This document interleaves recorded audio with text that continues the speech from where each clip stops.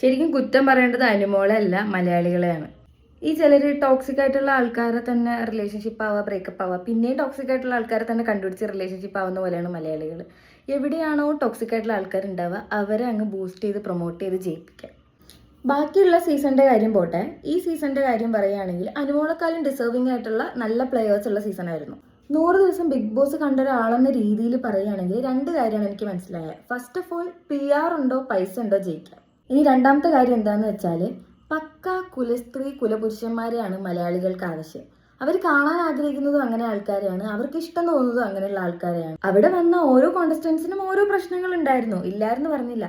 പക്ഷെ ഇത്രയും സെൻസിറ്റീവ് ആയിട്ടുള്ള, ഇത്രയും ഇമ്മച്വേർഡ് ആയിട്ടുള്ള, ഇത്രയും ഡ്രാമ കാണിക്കുന്ന ഒരാൾക്ക് നമ്മൾ എങ്ങനെ കപ്പ് കൊടുത്തു? സ്വന്തമായിട്ടൊരു ഐഡന്റിറ്റി ഉണ്ടാക്കിയിട്ട് പക്ക ഗെയിം പ്ലാനിൽ വന്ന ആളാണ് നെവിൻ. അതുപോലെ കോമണേഴ്സിൽ നിന്ന് വന്നിട്ട് നല്ല രീതിയിൽ ഗെയിം കളിച്ച ആളാണ് അനീഷ്. ഇവരൊക്കെ കാലം അനുമോൾക്ക് മാത്രം വോട്ട് കൊടുക്കാൻ നിങ്ങൾ എന്താണ് അവളിൽ കണ്ടതെന്ന് എനിക്ക് മനസ്സിലായിട്ടില്ല. ശരിക്കും നിങ്ങൾ ഇങ്ങനൊന്ന് ആലോചിച്ച് നോക്ക്, അനുമോളെ പോലെ ഒരാളെ നമുക്ക് റിയൽ ലൈഫിൽ നമ്മുടെ പാർട്ട്ണറായിട്ടോ ഫ്രണ്ടായിട്ടോ വരികയാണെങ്കിൽ നമുക്ക് എത്രത്തോളം ഹാൻഡിൽ ചെയ്യാൻ പറ്റുമെന്ന് ആലോചിച്ച് നോക്കിയാൽ മതി. നല്ല നല്ല ആൾക്കാരെ ബിഗ് ബോസ് കണ്ടസ്റ്റൻസ് ആയിട്ട് കൊണ്ടുവന്നിട്ടും എന്താടാ നിങ്ങൾക്ക് ആർക്കും ഒരു ബോധം വരാത്തത്?